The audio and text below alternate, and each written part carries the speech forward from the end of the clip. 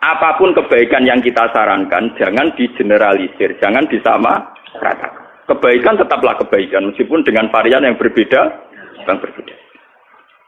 Wong saya di desa saya itu berkali-kali kalau saya diberi kesempatan mengidahkannya, saya 5 tahun itu pidato sekali, jarang sekali saya mau pidato. Jadi biasanya 5 tahun sekali, 4 tahun sekali, wong-wong udah kumpul dengan kepengen kula pidato. Ini kula pidato setengah jam. Kalau nak pidato kayak simpel mawon. Sesuai jenis anu saya dan senegani pengajian sing saya, mboten nggih saya, sing turu nggih saya, sing tengah-tengah nggih saya. Wong Islam itu gampang. Itu tak ceritani wali sing turu nih. Soal dadi nek Ihya ono cerita lucu. Ono wali nak rino ku poso, nak wengi niku tahajud. Wes salat sunat apa dilakoni, poso model piye napa? Dia karena merasa suci karena amalnya entek ngamek. Dekne golek saingan wali. Ya Allah, apa ada wali yang setingkat saya? Ternyata pengiran dituturo wali sampeyan turu. Iku ngilir bedak salat. Gak trimo itu tadi wali di tukang turu gak trimo. Jadi cerita nyata nih. Ya Allah, gimana mungkin orang yang turu ngora-ngora mau tangine bedak salat fardu derajate sami kalian kula. Ya ora paham yo takok to gampang to. Takok. Rewali sing tukang turu takok. Kowe kok iso sederajat mbek aku perkarane. Yo ngaku ibadah rino poso bengi tahajud. Kok kowe turu sederajat ambek aku. Dari wali sing teratur. Lah iya, oke mbok rewangi ngono tujuan mesti cita. Ciri utama agama itu satu, yaitu takwa. Dan ciri utama takwa itu satu, ninggal maksiat. Dan tidur itu paling efektif ninggal maksiat. Wes aku poso langgar ning pasar tetep bekar-beker kae. Kowe poso langgar mlaku tetep ora wedok, ora rodo, ora prawan, ora macam-macam. Tetep bersih aku ning kamar, terus aku mau Sang gorongane pokok. Bisa. Wes catet tanem delok wedok ambek aku tetep bersih aku. Wong aku ning kamar tuh ora. Piye wae ciri utama takwa ning maksiat dan turu paling efektif. Sadar wali sing waduh, pinter tenan iki. Yo lho iki ilmu kalau siapan niru ya kena ora kena maksudnya cerita ilmu. Tapi itu memang nyata, tentu orang tidur lebih tidak berisiko maksiat. Ya ya ini cerita, ciri utama takwa ninggal maksiat dan tidur paling efektif ninggal nopo maksiat. Assalamualaikum warahmatullahi wabarakatuh. Kitab sing spesial cerita tentang hubungan interaksi Kanjeng Nabi kalian para nopo sahabat. Jadi judul dasar ini Hayatus Sahabat. Kitab ini 3 jilid. Kula riyen beli pas tahun 2009 teng Mekah, teng Maktabah Anas bin Malik, tambah. Riyen regane 300 riyal napa pinten. Pokoknya ini 3 jilid dan saya berkali-kali mengkaji kitab ini. Mungkin suatu saat kitab ini bisa dimasalkan di fotokopi, tapi baru saya baca semua. Itu teksnya banyak yang salah. Ya mergo sing nyetak tetep mergawe. Jadi ulama itu niat ngaji, tapi sing nyetak tetep napa? Mergawe. Jadi kadang ketambahan lah, kadang keliru intinya. Tapi itu bagus. Orang mergawe adol kitab nyebar ilmu. Ini kalau cerita ya. Begini pokoknya kisahnya itu ngeten. Ben sampean ngertos punya perbandingan. Khatib bin Abi Balta'ah itu tidak orang Quraisy, ya tidak orang nopo Quraisy. Ini rungokno tenan. Ben sampean nak dadi pemimpin Islam cek iku kiai, cek ketua RT, cek ketua keluarga ora karepe. Khatib bin Abi Balta'ah itu tidak orang Quraisy. Dia tidak bangsawan Quraisy, juga tidak bermarga nopo Quraisy. Dia Islam sama Rasulullah. Ikut hijrah ke Madinah. Kalau sekarang ikut timah. Yang jelas itu Nabi hijrah itu ketika berlatihan jadi Nabi 13 tahun. Latihan Nabi ini Mekah. Gak sukses mergo Mekah. Glodok. Kenapa? Glodok. Sehingga kabeh ulama sepakat umur nubuwah Nabi 40 tahun. Latihan dakwah tenggene Mekah niku 12 tahun. 12 luwih sithik. Sehingga orang bilang 13 tahun. Setelah itu hijrah ke Madinah, ringkasnya cerita soal hijrah ke Madinah. Sebetulnya hijrah ke Madinah itu hijrah yang ketiga karena dulu Nabi pernah latihan hijrah ke Taif genate nang Habasah nate, tapi hijrah paling sukses teng Madinah sehingga semua penanggalan sejarah pokoknya Nabi hijrah ke Madinah. Semuanya nak rugen diterangno detail malah ora paham, malah ruwet pokoknya bar Mekah pindah napa Madinah, pokoknya sing gampang-gampang kok. Nah, ketika di Madinah itu di beberapa peristiwa perang, Khatib bin Abi Balta'ah itu melok, termasuk daerah perang napa Badar. Dan ini yang perlu sampean catat. Saya ini seorang gus anak kiai, putune kiai. Paling repot tuh nak ngadepi masyarakat. Ngeten iki kasusnya ngeten iki. Ben sampean tahu cara Rasulullah menyelesaikan. Hatib bin Abi Balta'ah, karena tragedi hijrah itu sebuah tragedi. Tentu orang itu tidak sempat mengamankan harta-hartanya. Padahal rata-rata orang yang hijrah itu yang meninggalkan harta dan keluarga. Misalnya bojone orang Islam, anak orang Islam ditinggal. Dunyane cara omah rong dikunci, aset-aset rong dipasrahno kudu cepat-cepat napa hijrah. Karena keadaannya emergensi, tentu cepat-cepat ninggal. Termasuk bawa-bawa nom barang ditinggal. Karena orang Arab pun harus dibojo sitok. Mboten iki nanti guyon tapi nanti menjadi ilmiah. Masuk babonan-babonan nom napa ditinggal. Bener sampean kok ceritane. Akhirnya sahabat Muhajirin yang Madinah itu tanpa bojo. Malahnya kata cerita sahabat Ansor bojone papa itu, kowe karep di milih iku ya tak pegat ngono ida bar rabi kowe. Sehingga bojo pertama sahabat Muhajirin adalah bojo bekasnya sahabat napa? Ansor. Itu semua ahli tarikh sepakat begitu. Karena bojo-bojo yang belum Islam atau apa masih ditinggal di Mekah.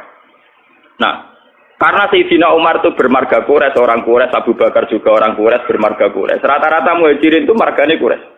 Atau punya pertalian darah dengan orang nopo? Quraisy.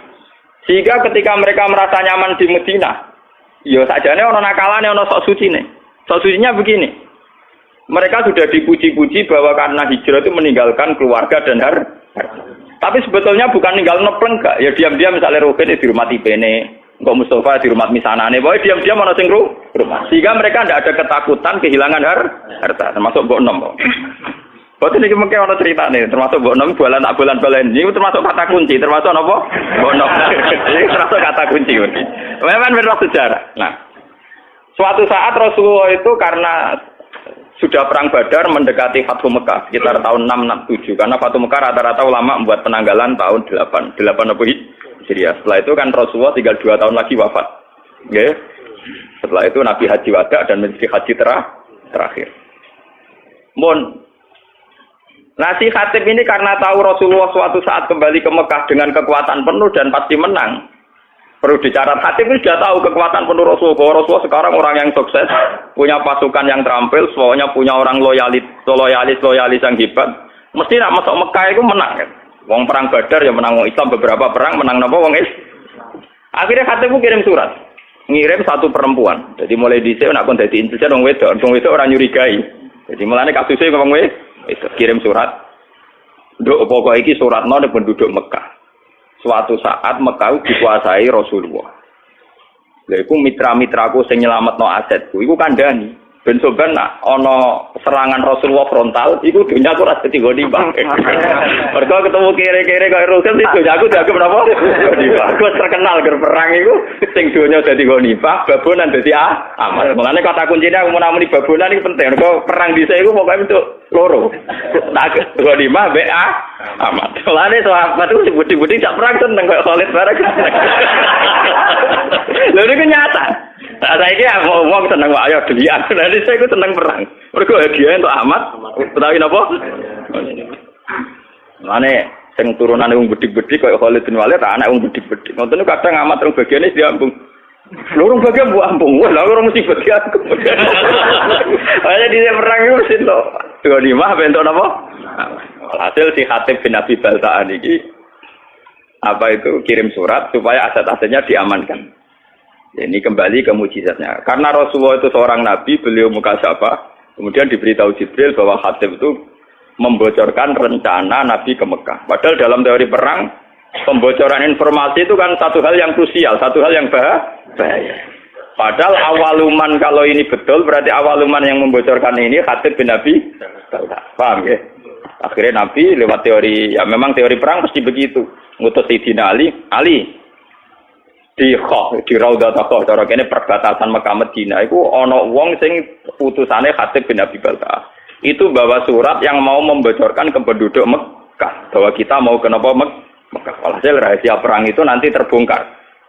Sampai Ali dikejar, terus walhasil ternyata surat itu ada semacam pengkhianatan. Ternyata Khatib bin Abi Balta'ah, sahabat soleh yang pernah ikut perang Badar, ternyata khianat dengan membocorkan informasi itu ke penduduk Mekah.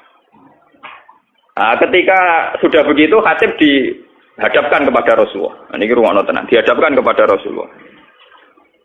Hatib, apa yang mendorong itu? Kenapa kamu khianat? Informasi rahasia ini kamu sampaikan ke penduduk apa? Mekah. Dari Hatib, ya Rasulullah, tiang-tiang sahabat muhajirin itu rata-rata kan orang Quraisy. Jika harta dan keluarga mereka terlindungi karena mereka bagian dari orang Quraisy. Kalau saya ini tidak orang Quraisy, jika saya harus punya mitra orang-orang Quraisy untuk melindungi harta-harta saya. Ya. Karena tadi kalau ada teori perang tentu hartanya nanti jadi goni. Umar karena melihat si Hatib ini khianat. Dari Umar, yaitu model Umar mantan preman. Ya Rasulullah, Hatib sudah munafik. Bunuh saja. Kalau engkau mengizinkan, Hatib mau saya nopo? Ini yang perlu sampean catat, ngaji di sini penting itu dawuh Nabi. Dari kaji Nabi, Mar kowe ora roh pangeran. Aku sing roh pangeran. Aku roh pengumumane pangeran sapa wong sing melok perang Badar dosane disepuro. Malah pangeran iki pengumuman ikmalu masih itu fakot gofartu. Langsung wis kowe kelakuane mau oleh pokoke wis disepuro. Umar kan meriah, ternyata Khatib itu, karena Khatib itu tahu melok perang Badar. Jadi dia melok untuk pengumuman, ikmalu masih itu fakot gofartu apa? Laku. Wes piye wae kowe disepuh. Karena juga ada adil kan pangeran misalnya sing mati dia mati syahid, terus sing ra mati ra disepuro kan ya ora lucu padha perange kok. Paham ya? Jadi siapa saja yang perang Badar tentu untuk pengumuman untuk satu hadiah ikmalu masih itu fakot gofartu lakum wis kelakuan apa wae wong kowe melok perang Badar tetep napa disepuh. Lah ini yang menjadi catatan sejarah itu begini iki rungokno tenan iki. Dalam Fathu Mekah ini wau kembali ke mbok 6. Wau yang sok suci kan Sayyidina Umar. Mergo ape bacok Khatib karena dianggap membocorkan apa informasi. Sampeyan tak critani, poso dalail yang dilakukan toreko-toreko sing tukang poso setahun niku. Sinten nggih Pak setahun niku? Sing kurang suwe 3 tahun. Setahun wis suwe malah napa? Poso dalail itu tidak ada sanad sampai Rasulullah. Secara ilmiah tidak ada sanadnya. Bahkan zaman Nabi Sugeng itu jelas-jelas melarang la siyama liman somal abad. Tidak boleh wong poso nurut pinti setahun. Jadi dulu larangan betul poso setahun. Oke, jadi poso setahun riyen dilarang Rasulullah. Wis Ramadan tok ambek kadang nak umat ya Senin Kamis, nak umat ya Asyura, sing mesti iku nak wis kadung dadi kiai bebo poso napa? Durunge akta itu napa? Arafah nggih.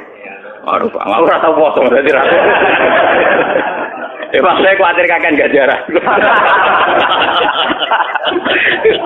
Kulo niku mergo kulo niku ape cerita poso sunat itu trauma kanca kulo. Niki kisah nyata. Kulo niku kanca jenis Sukron. Jadi yo latihan kiai pidato pas Idul Fitri.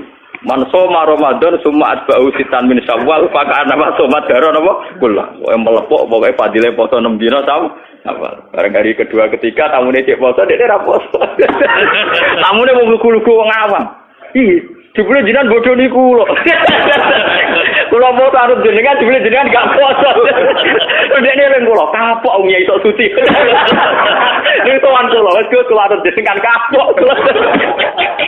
Jebule banyak umat sing poso niteni.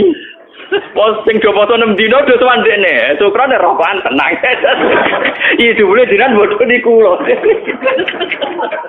Kula men poso-poso ana jenengan jebule jenengan gak poso. Kira tuan kula kuwapok kok Gus. Kula ngiyi tenanan kuwapok. Akhire saiki wis ger pidato fadilah mulang ngono. Dene kula nggih ngoten ning titi ngomong fadilah mulang. Misale kula wiridan kalah Mbak Mustofa. Nyabari melarat kalah Mbak Ruhin. Misalnya kalau cerita fadilatus sabri alal fakri, saya tetap kalah Mbak Ruhin. Wong kula ndak ada reputasi fakir nemen-nemen. Mulai kisahnya nyata. Ini kurang tenan. Yang perlu dicatat, Umar ini balik teng foto dalail. Ketika Sulhul Hudaybiyah dan ada masalah besar perjanjian, ini masalah tarik, makanya saya ulang-ulang. Ketika Sulhul Hudaybiyah antara Rasulullah dan kafir Quraisy, itu ada perjanjian-perjanjian yang merugikan umat Islam. Gini saat itu kata orang-orang kafir, Mas kamu boleh tawaf, tapi tahun depan. Kamu nggak boleh mempengaruhi orang Mekah supaya masuk Islam. Kalau sampai ada masuk Islam harus kamu kembalikan menjadi kafir lagi. Tapi orang Islam yang menjadi kafir, rasa balik nomat macam asal usulnya kafir. Kurang ajar maksudnya. Umar marah-marah, ya Rasulullah, bagaimana mungkin perjanjian ini Anda terima sementara semuanya merugikan umat Islam. Itu yang perbatasan Hudaybiyah. Yang perbatasan apa? Hudaybiyah. Ini rumah tenan. Ngotot Umar, yo sok suci ngotot. Mumpun Kanjeng Nabi perang mawon timbang ino, timbang napa? Ino dari Kanjeng Nabi. Ora marung, aku rene niat umroh, padahal niku Nabi niate napa? Umroh. Aku rene niat umroh ora niat perang. Karo dene ora nggo alat perang, Mar. Lah sing lucu, Kanjeng Nabi tahu disangsikan sampai belum pernah Sayyidina Umar bantah Kanjeng Nabi dan menyangsikan kenabiannya Kanjeng Nabi kecuali dalam peristiwa Hudaybiyah. Kanjeng Nabi yo duwe seni. Walhasil Kanjeng Nabi itu ketika mendekati Hudaybiyah itu Nabi ketok senyum-senyum seneng. Nabi ya aneh, itu seni. Ketok senyum-senyum. Takoki Mbak Umar ya Mbak Abu Bakar. Ya Rasulullah, kenapa engkau kelihatan sumringah seneng? Barusan tadi malam. Laqad unzilat alayya lailah suratun ahabbu ilayya mimma tala'atis samsu. Aku bantuk surat sing informasi ini itu sangat menyenangkan. Oh, iku luwih seneng timbang donya sak isine kok. Nah, termasuk surat iku la tadkhulunal masjidal harama insyaallah aminina muhallikina napa rusakum wa muqassirin. Ini surat Fatah. Bahwa orang Islam dijamin masuk Masjidil Haram aminina dengan keadaan sentuh. Sahabat itu seneng, wah iki kasil tenan informasi kok Nabi kan gak ngarah salah. Wah kasil tenan iso tawaf, iso mek. Ternyata usul Hudaybiyah ada problem. Ning rumah ana gitu Hudaybiyah ada napa? Problem. Umar di kesempatan. Lah jenengan dhewe sing critakno ayat nak kita bakal latat khuluna Masjidil Haram insyaallah amin. Kok malah kejadian ngeten ra iso mlebu-mlebu Mekah. Kanjeng Nabi cek jawab aja. Ya tapi ayat iku ra muni taun iki, Mar. Tapi ning ayat iku ora ono taun iki, Mar. Ya Umar iku, Umar kotom iku sing ada wong tenan. Wes, gak trimo den, takok Abu Bakar. Abu Bakar jawab ngono. Abu Bakar malah luwih elek cakeme. Ya tapi kan insyaallah, Mas. Coba iki cerita, sampeyan ngerti bahwa sahabat itu mangsa terus apian terus tenaga problem-problem sosial. Latat kulun nal Masjidil Haram napa? Insyaallah tuh kalau kowe nak ngiyai mesti enak, kok ora enak. Ya kan ana jaminan saiki. Betul kan, lah repot. Nak sobede ra barbar kan. Yang tim mati tenan. Nah, ini walhasil terus. Ya itu Umar saking mangkel di luar kendali sampai keterucut meninggal. Ketika informasi itu di luar dugaan, dia kan nafsirkan kalau aminina ya sekarang gitu, kenapa? Ternyata tidak jadi sekarang. Jawab Umar sampai Nabi ditanya gini di luar kendali. Alas ta Rasulullah, tapi engkau tetap Rasulullah dan masih Rasulullah. Wah, aku kok Nabi kaget waduh. Maksudnya biasanya nggak informasi kan cosmeng. Nah kali ini meleset berarti alas tar. Jangan-jangan kau sudah ada Rasulullah. Umar saking dari Nabi gak emosi, ya tapi tetap Rasulullah. Lah semua informasi dari engkau mesti bener, iya mesti bener. Lah tapi kenapa ada jadi masuk Mekah sekarang? Ya mergo ora ono tahun ini karena Nabi jaganya mergo ora ono jaminan. Tadi walhasil Nabi menerima konsep Sulhul Hudaybiyah dan akhirnya Nabi kembali ke Madinah tanpa terjadi umrah. Sampai 2 tahun kemudian baru terjadi napa? Nah itu Sayyidina Umar akhirnya nyari ana poso dalan. Warene Madinah dene suwadar. Jebule ngotot bantah Nabi dene ora kangen Ka'bah. Duwe bondo kowe. Jadi dene ngotot bantah Nabi ora kangen Ka'bah. Munamuni ape tuwa ora ono pikiran tuwa ora ono. Mergo kangen mbok enom sing suwi ra dikumpul. Saiki wis mitu gerbang Mekah le yo gara-gara kangen mbok enom kok aku bantah Nabi ngantek ngono, paham ya? Terus dene sumpah-sumpah pe poso setahun. Mulane poso setahun niku sanate dalil ila Umar radhiyallahu anhu. Iku ngaparo ngempet mbok enom. Nganti bantah sinten? Mulane terus dadi mitos nak poso dalil nyebur dosa. Mergo dosa bantah Nabi kelebur, mulane dosa ringan-ringan kemana. Niku ceritane. Sehingga Umar lah awaluman sing mensyariatkan poso napa? Gara-gara mangkel. Gara-gara mbok enom wae dekne bantah Kanjeng Nabi modho ni Ka'bah. Engko sithik-sithik meneh kangen tawaf. Kan ning teki dekne ora ono kamus tawaf ora ono. Wah, kamus tawaf mboten en. Lah niki balik teng Khatib bin Abi Balta. Khatib ini pula juga di mbok enom di keluarga. Paham ya? Nah, mulane kula ini yang kaitan dengan saya dengan para anak-anak kiai. Mesti sing waras sing gelem mikir agama. Niku memang kesulitan. Misalnya saya ini hafal Quran, saya ngapalkan hadis. Sampai sekarang saya masih belajar, masih berburu kitab. Masih berburu kitab. Dan saya menikmati belajar agama, nikmati mulan. Tapi kan tidak semua orang Islam yang punya nasib kayak saya, yang punya nikmat kayak saya.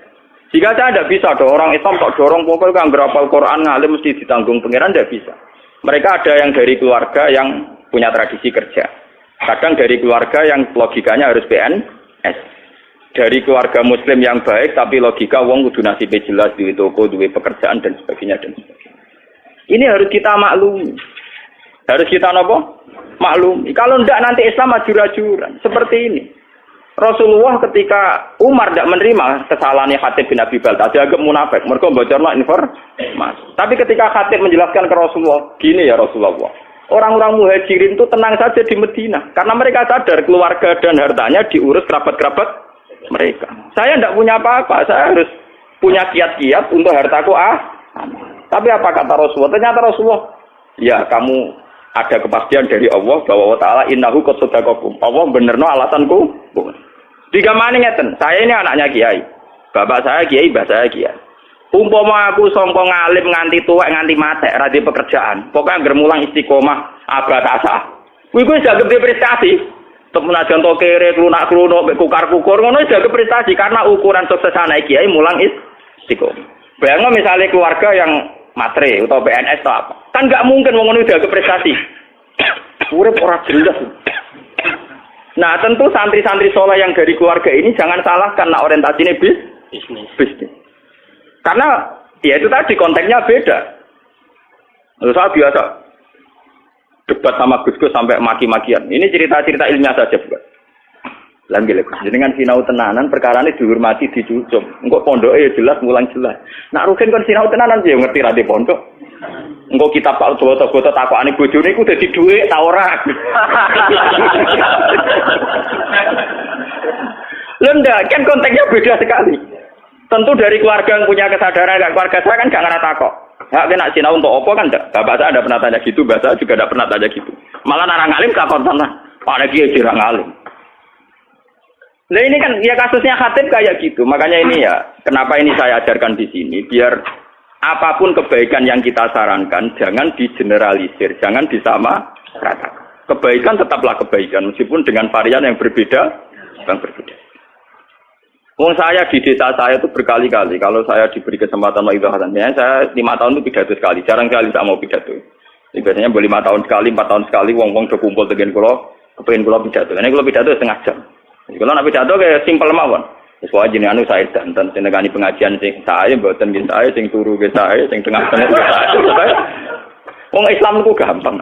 Itu tak critani wali sing turu ni. Soal dadi nek Ihya ono cerita lucu. Ono wali nak rino ku poso, nak wengi niku tahajud. Wes salat sunat apa dilakoni, poso model wae napa? Dia karena merasa suci karena amalnya entek ngamek. Ndekne golek saingan wali. Ya Allah, apa ada wali yang setingkat saya? Ternyata pengiran dituturo wali sampeyan turu. Iku ngilir bedak salat. Gak trimo, jadi saiki wali sing tukang turu gak trimo. Lha iki cerita nyata nih. Ya Allah, gimana mungkin orang yang turu ngora-ngora mau tangine beda salat fardu derajate sami kalian kulo.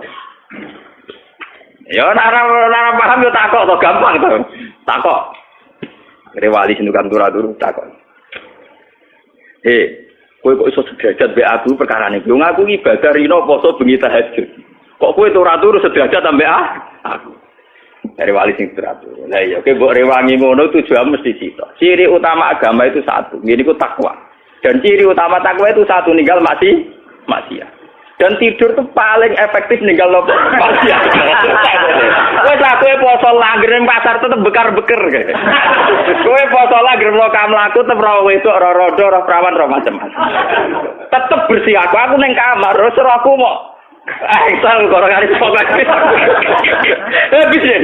Wes tak tanam delok wedok mbek aku tetep bersih aku. Wong aku ning kamar tuh ora. Ki wae ciri utama takwa ning maksiat dan turu paling efektif. Sadar wali waduh, pinter tenan iki. Yo lho iki ilmu kalau siapan niru ya kena ora kena masih cerita ilmu. Tapi itu memang nyata, tentu orang tidur lebih tidak berisiko maksiat. Lah ya dene cerita, ciri utama takwa ninggal maksiat dan tidur paling efektif ninggal napa? Maksiat. Meriang kok wali sing tukang ibadah.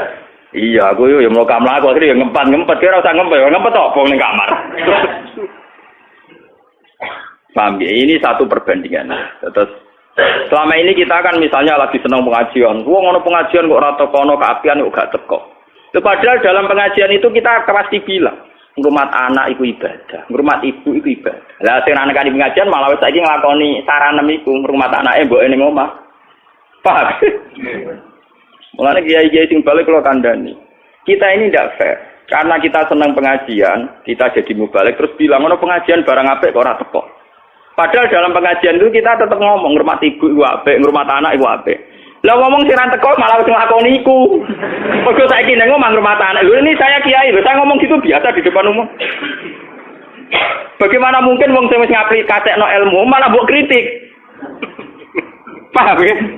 Mulane kula nak tenaran nggih biasa cerita, sakniki sing teng sawah mboten ngani pengajian kula nggih saya wong ning sawah golek nafkah. Niku nggih sarane kiai, sarane Islam.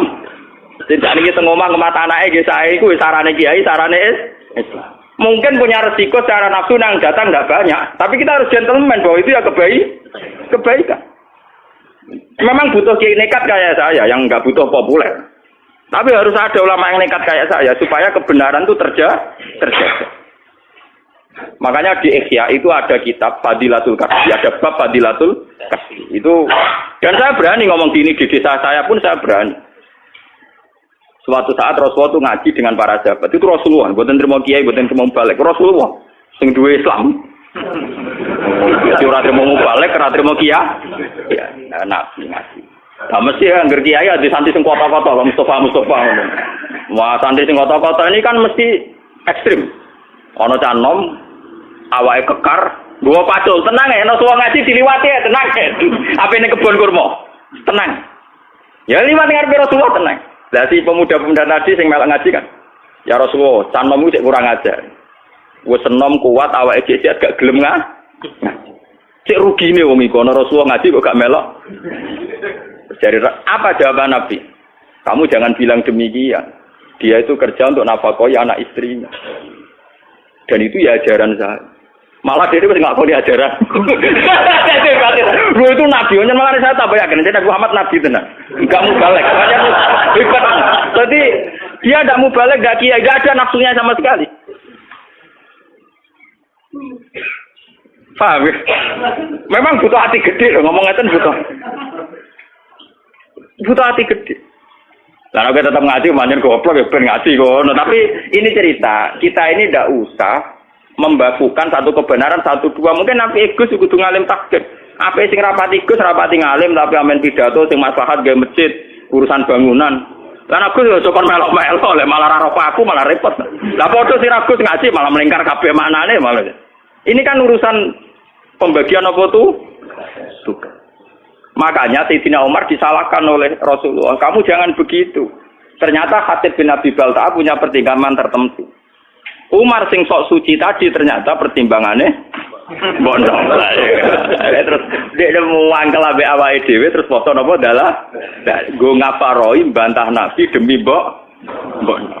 Semenjak niku terus dalail jadi syariat. Mulane sanad dalail sebenarnya terputus sampai Umar.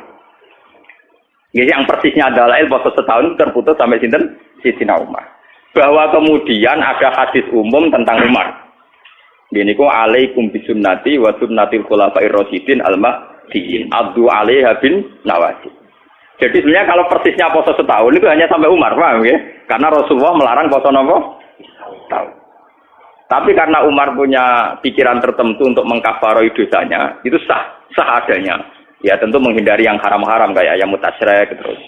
Napa? Idul Fitri tanggal 1, ya itu kan itu pakem ya kayak gitu terus.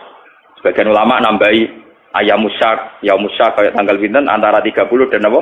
Tapi itu sebagian ulama. Sebagian liane tenang mawon. Mergo terus kaduk. Jadi orang ulama yang mengharamkan puasa yaum musyak berarti tanggal pinten 30 atau 29. Sebenarnya yang potensi jadi tanggal 1 Ramadan.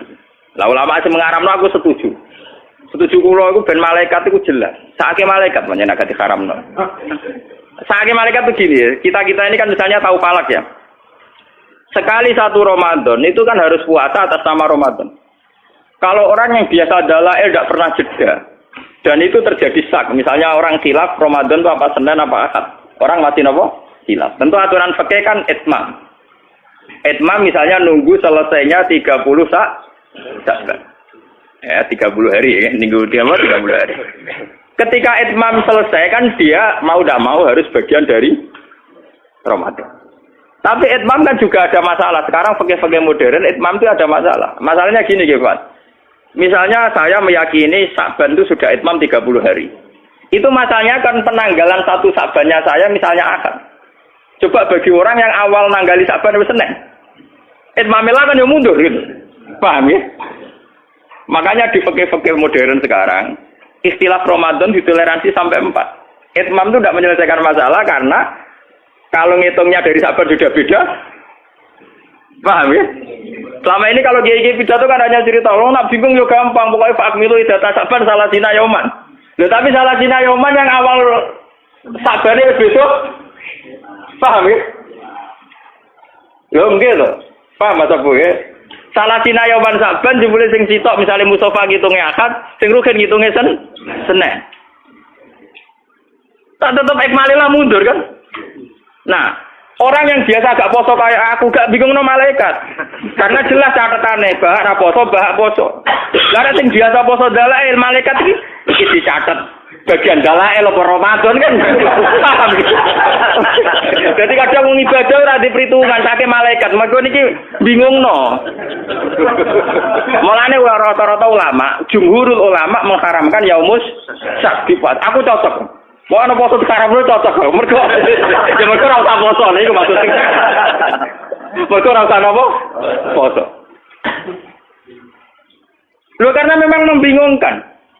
Nah, sebagian ulama mengatakan ini cerita ilmiah ini masih cerita sahabat. Termasuk zaman sahabat kados Ibnu Abbas, kados sahabat-sahabat sing hati-hati. Ya sahabat riyen wonten sing alim bedhik, kados kula niki kathah. Alim tapi di perhitungan pokoke seneng sing haram-haram poso seneng. Mergo wis ora poso untuk ganjaran. Mergo ciri utama haram nak ninggal kan ibadah. Jadi sing poso iso ngenyek ge kuat. Goblok kowe poso. Poso ya musaku haram nglakoni. Kowe wis poso untuk dosa. Wis poso untuk dosa. Aku wis ora poso untuk ganjaran wong ninggal barang haram. Jadi menangan tenan kula seneng. Ana ulama darani ya musaki poso haram. Berarti sing nglakoni poso dosa napa ibadah? Dosa. Sing ninggal ganjaran napa? Ana aku seneng mbek ulama sing darani haram. Nah, terus ulama-ulama sahabat sing soleh-soleh kata Ibnu Abbas, Ibnu Umar debat. Sebagian sahabat darani, yaumus syak tetep pasani wae. Piye wae yaumus syak itu potensi bagian dari Ramadan. Sebagian sahabat cara berpikir lebih baik saya puasa tidak bagian Ramadan, saya berikan ke Ramadan. Daripada faktanya yaumus syak sebetulnya telah Ramadan dan saya tidak puasa. Paham ya? Bolak-balik sing dalail keliru meneh. Kenapa yang keliru meneh? Kalau yang biasa gak puasa kaya aku terus puasa pangeran pirsa. Bah mesti wedi ra nglakoni Ramadan. Tapi nek sing biasa dalail, rutinitas apa ora? Kan mergo mlebu ning rutinitas. Potensinya salah lagi. Mulane ana ulama sing nyiasati dalailu kon nilangno, kon ninggalno sedurunge rong dina yaumus syak. Mergo yang ngoten niku resiko napa? Resiko antara rutinitas dengan meyakini bagian dari napa? Nah, bola-balik nak dua pendapat ekstrem di fikih biasanya sing ketiga terus nakalan. Sok bijak tapi asline nakalan, mergo untuk pendapat loro. Paham ya, agak tunggal tengah-tengah mergo ora melok debat. Nah, terus ana ulama sing ketiga cerita khusus bagi mereka sing duwe adat poso. Cek dalail, cek Senin Kemis, ketika hari rutinnya puasa jatuh pas barengan yaumus syak, maka tidak jadi haram. Tapi sebenarnya masalah itu tidak selesai. Kalau tidak jadi haram itu mewakili Ramadan, itu mewakili dalail. Tetap nggak ada malaikat PR, tetap nggak ada malaikat apa? PR. Paham ya? Dan itu dulu zaman sahabat itu sudah diperdebat. Mohon kalau balen malaikat yang cerita kitab. Jadi Khatib bin Abi Balta itu punya masalah sosial yang beda dengan para kebanyakan sahabat. Sehingga harus dimaklumi. Sama seperti saya sekarang roh rasane dadi kiai itu ngoten. Kalau kita tidak punya pondok salaf sing spesialis ngalimno wong tahqiq, ya ora ana wong alim tahqiq. Soale pondok nak kurikulum, golek wong alim tahqiq kange. Tapi ketika kowe anti ijazah, yo repot. Tidak semua santri kepen ngalim tahqiq karena dari keluarga yang tanya ijazah. Dan sebagian santri ya ora kepen ngalim tahqiq. Wong entuk ijazah, wong umpama mondok salaf lah tetep ora alim tahqiq.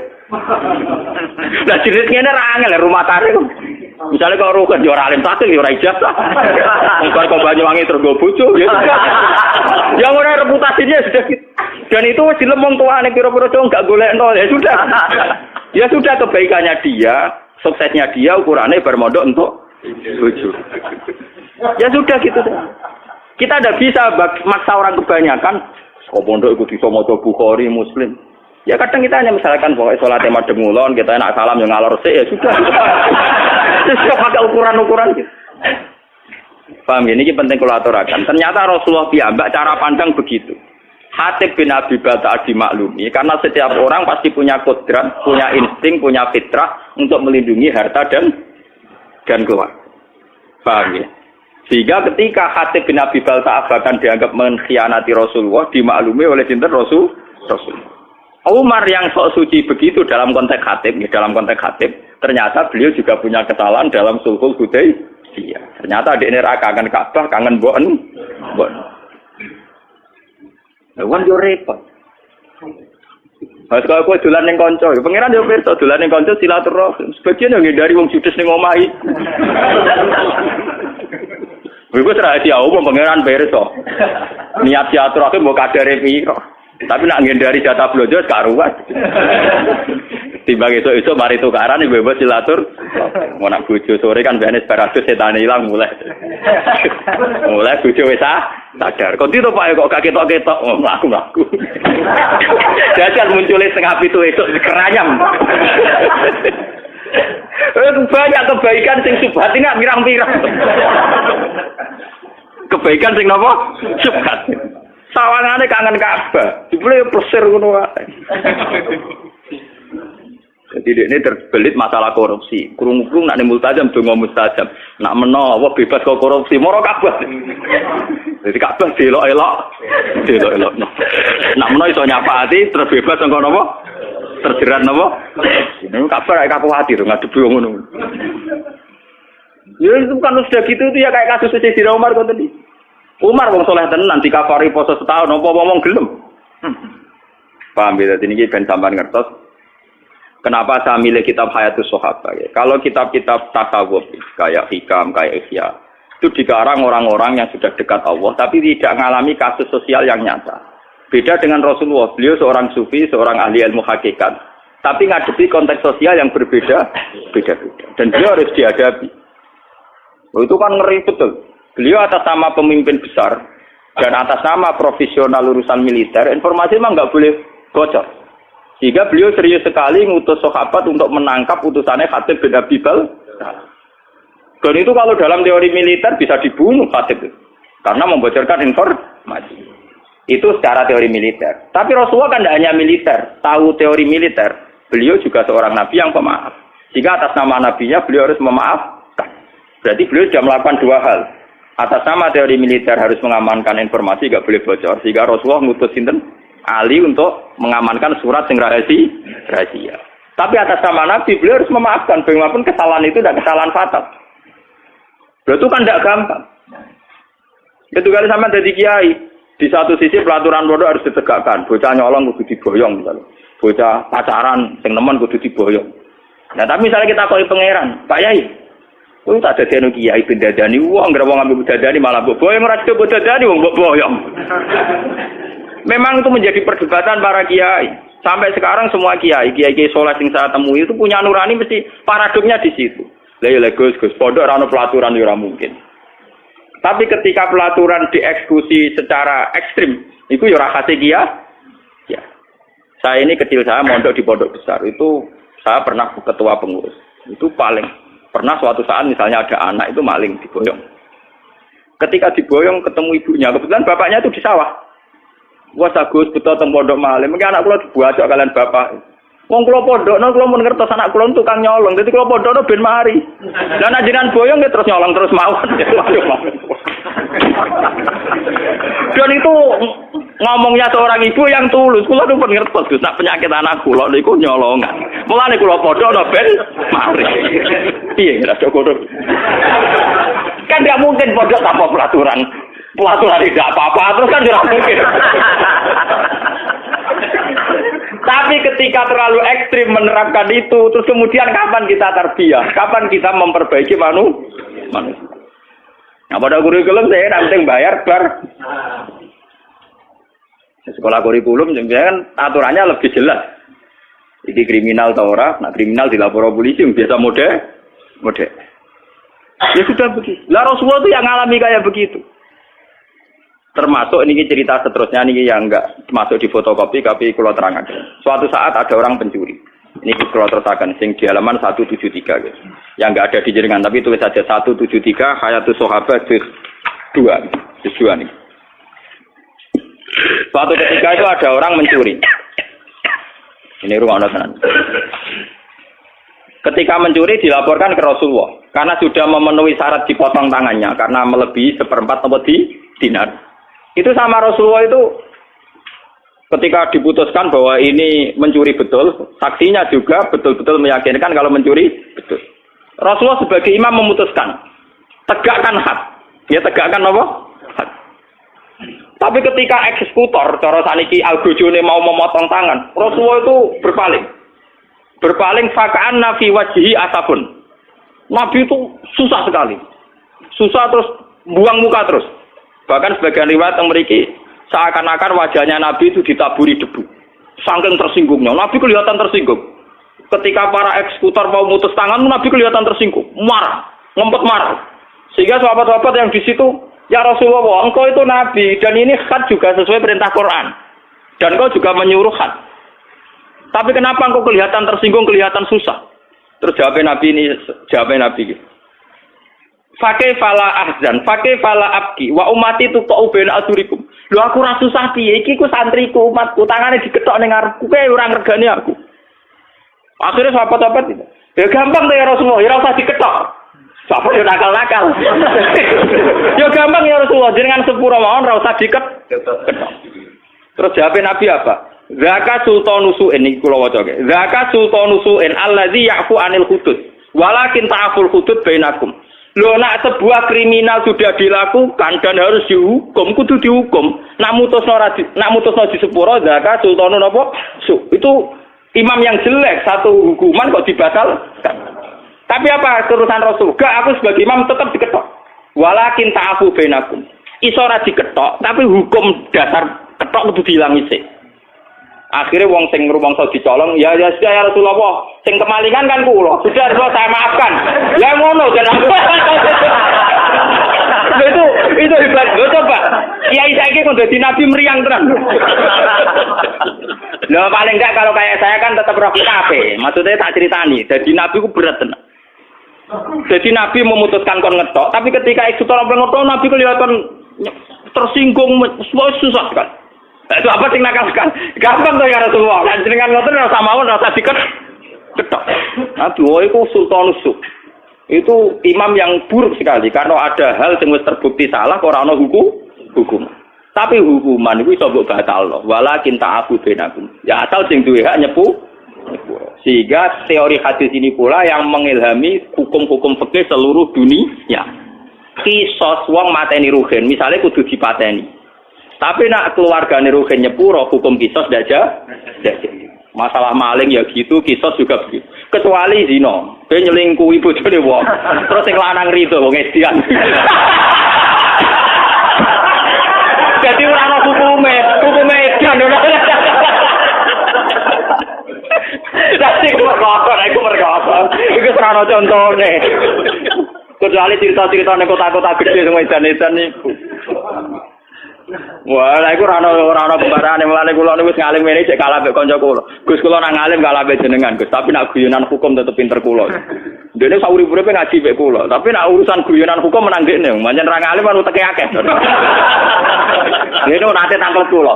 Gus, jenengan tak bedheki, nak iso lho Gus. Kaya nak ngalim kula ngakoni kalah, saya nek iso jawab niki bet. Dosa napa sing Allah ya ora seneng, setan ya ora seneng.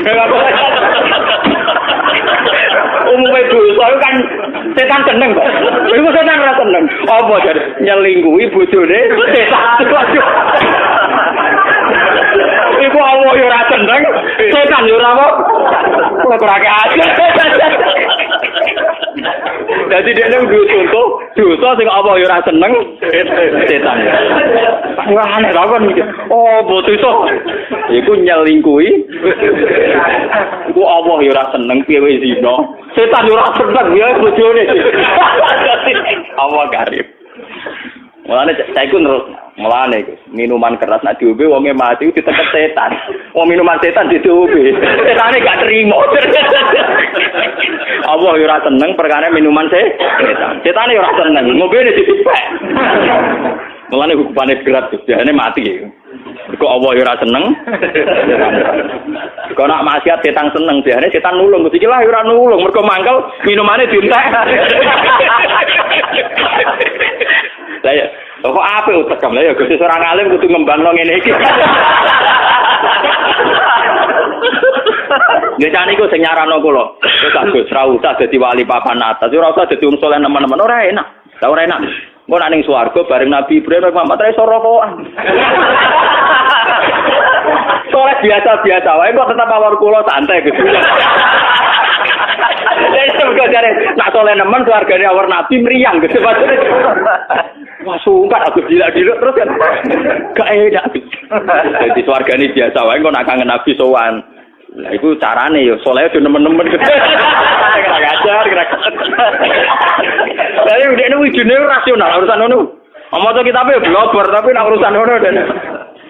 Ya muga-muga rezeki utek ngono iku.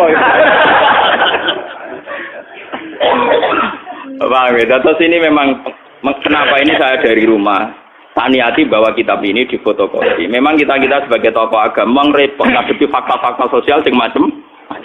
Tapi apapun itu sikapilah meneladani Rasulullah Shallallahu Alaihi Wasallam dengan mengkaji kitab-kitab kayak ini. Sampai ndak harus gimana pun sudah ini kitab. Dikarang oleh ulama hadis sahabat itu terkenal. Saya di Mekah umrah itu 8 hari tiap malam itu ngaji hadis sahabat. Cari sesa yang sedang ngajar hadis sahabat. Jadi saya umrah 9 hari itu kalau malam belajar Bukhari dengan hadis sahabat. Ya saya memang niatnya sinau. Wong kula wiridan ya ora kuat. Jadi yang berkonco-konco enggak umrah lagi. Kak, bisa naik cukup, Mas. Sinau aja. Karena pikiran saya sederhana, saya ini ulama, ora usah kon umrah bolak-balik. Wah ulama ya kena kitab Iqra bismillah. Ora ono ning Quran dimulai tuh bil baiti ora ono. Pertama yang kon maca. Nabi Adam pertama digawe wa alama adamal asma. Berarti semuanya itu dimulai dari unsur ilmiah. Ora ono cerita liyane ilmiah. Lah iki ulama, dadi sebenarnya sinau. Lala kesampean.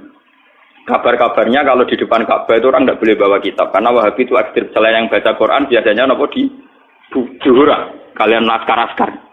Nah, kalau ya goblok. Kalau kitab kayak Bukhari itu kan standar dunia. Orang Wahabi juga mati. Jadi kalau saya jam 2 itu belajar Bukhari sampai subuh. Ya hanya gitu kan sepi. Ya karena belajar wong alim itu wadah kan gak boleh rujuk, gak boleh makno. Orang yang belajar Mustafa ya boleh kamus. Mujid gak kena kamus terjemahan. Ya repot-repot. Malah kabeh sing bingung piye riwarti. Jadi kalau malam itu belajar jam 2 sampai subuh. Biasanya santri-santri sarang yang di sana ikut ngaji. Meskipun sudah mondok di Mekah ya, Gus kalau ngaji lagi sama jenengan, memang dulu muridnya saya ketika di sarangnya ngaji lagi Bukhari. Sehingga saya pas di Multazam itu hanya berdoa, ya Allah, saya ingin mewarisi Rasul Engkau yang Engkau titahkan, Rabbana wab'ats fihim rasulam minhum yatlu alaihim ayatika wa yu'allimuhumul kitab wal hikmata wa yuzakkihim. Bahwa Rasul Muhammad itu disifati Quran itu hanya tentang ngajarnya. Seorang Rasul itu apa? Rasul adalah orang yang mengajarkan kitab Quran. Wa yuzakkihim wa yu'allimuhumul kitab wal hikmata wa yuzakkihim. Sehingga seorang ulama kalau warasatul anbiya, ciri utamanya itu hanya ngajar. Bahwa kemudian wajib haji, nak ditakdir wajib. Ini kok nggih. Ya kaya kula mari kadang mari wah ya repot. Kalau nu cara melarat malah enak mikir kaji. Kadang ditakdir mampu napa? Nah, rugen kalau takut, wah kalau ora kepikiran blas terus ora wajib. Oh, sekali pikir gowo. Tapi memang ya, kalau ulama itu watak dasar yang wajib gak bisa dihindari itu mulang. Karena ketika Nabi Ibrahim itu ingin punya anak cucu yang jadi rasul, itu berdoanya Rabbana wab'ats fihim rasulam minhum yatlu alaihim ayatik. Harus agak alaihim. Setelah dia alim Quran harus dibacakan ke orang banyak. Kayak saya ini dibacakan ke orang banyak. Yatlu alaihim. Jika hubungannya ulama dengan umat, usahakan hanya hubungan ngajar. Dan itu saya praktekkan. Saya di Bojonegoro habis ngajar ya pulang. Di sini habis ngajar pulang. Jarang saya nimah tamu. Sekali ulama di luar mulang hubungan dengan masyarakat. Setengah dukun. Sing marat njodongano jembar rezeki ini, sing buka toko ya ben penglaris. Paham ya, sing dudo-dudo ya kepenang payura. Itu udah harus ulama sekali bersaya sing nangani ngono-ngono iku, Pak. Selain aku ya ora duwe donga-donga sing iki buka toko, iki buka pom, iki ora duwe ngono. Wah, nek sing kiai ngoten wae ono ae dongane. Buka toko ben laris. Istiwa dibebas wae akad legi apa kok.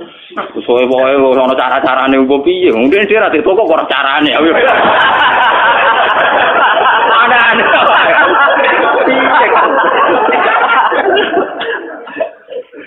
Mulane kula nyuwun tenan, kula bolak-balik. Wae jenengane hubungan mbek kula namung ngaji mawon. Ora usah sowan-sowan kudu. Kula iki mbuhan metu suwane. Mudine tok nganti sane wae recep mulai tenyok tenan kula. Ini kula cerita kalian dari Lukman. Di Rembang itu ada pondok besar kawasan santri. Niku teng kawasan Sedan. Niku keputusan niku haflah akhir sana niku ngundang kula. Ngundang kula kan pidato mau itu hasanah itu. Kalian seorang kiai.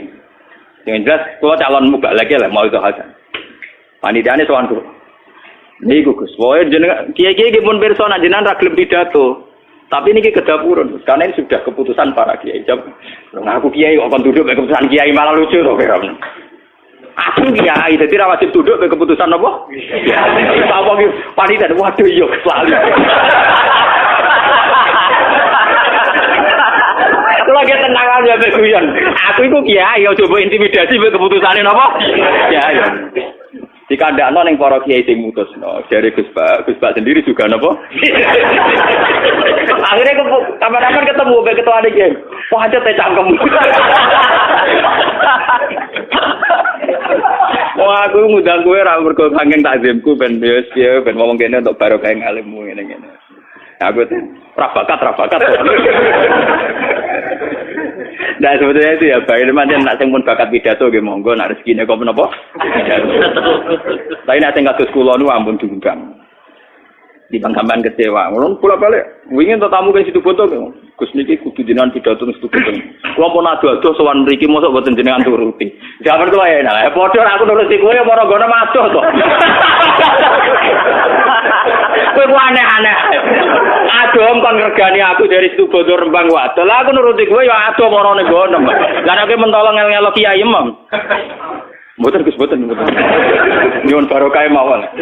Oke, nggih kula kapan-kapan kalian pengurus pondok mriki mon sowan ngaji. Ha ngono apik, waras ya. Dari memang saya itu bukan bapak ya. Artinya ya kalau yang bakat pidato nggih monggo, sing bakat mubalagh nggih napa monggo. Tapi sing bakat ngalim yang statistik yang terdokumen kayak saya sudah begini saja. Biar ada tradisi setiap ilmu itu ada marojek.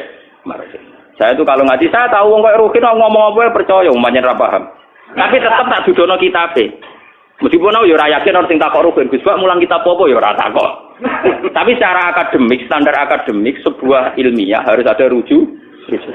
Dan rujukannya harus diketahui kitabnya apa, halamannya berapa. Jadi sama enaknya. Paham ya? Makanya yang bakat kayak saya sudah begini terus, mungkin sampai mati. Tapi nak mati ini ra suwe-suwe kan ya ra suwe-suwe itu Gus. Sing umur suwe-suwe lara. Kalau niku mau umur tua gara-gara trauma. Jadi Nabi Ibrahim itu suatu saat donga. Dia ya tahu, keliru donga ya tahu. Kayak Nabi Ibrahim lah. Ya Allah, kalau kepen umur panjang. Mbak pengiran lah dijawab. Mboten apa? Nabi Ibrahim umur panjang, mbak pengiran lah dijawab. Suatu saat dia ditamu wong tua. Untune wis ra ono, tuwek nuno. Disuguhi kurma mbek apa? Anggur. Anggur sing wis wabang sing mateng nih. Tiap dipangan meler sebelum. Lah Nabi Ibrahim itu sampun Gusti waktu buka mboten situ. Dene kuwatir meler-meler. Jadi pengiran ora dijawab. Ana satu wong tuwa. Ora ono untune mangan apa? Anggur ana aire to. Ono kan. Lha kok ngerti pangan meler meneh ceblok meneh meler meneh. Langsung ya Allah ngerti kok. Terus akhirnya alami mawon Gusti. Lah kowe kepen tuwa barang kok lha opo? Santri ra duwe putu bosen ngrumat, bojo judes. Anak bosen ngru. Salami ya ora usah ndonga panjang umur. Wis wae ndonga ya. Gusti kalau sebaiknya hidup ya hidup. Kalau sebaiknya mati ya mati. Gitu aja kok re. Memang ajarannya Nabi Muhammad kan gitu. Ini makanatil hayat khairan li. Wa ta'afani makanatil wafat khairan li. Dari Nabi kan ndonga, ya Allah hidupkan kami kalau hidup itu lebih baik. Matikan kami kalau mati itu lebih baik. Gampang bahasa ini urusan pengiran itu gampang. Malah ngajari pangeran, kepengen umur napa? Wow, kepengen nak mangan meler.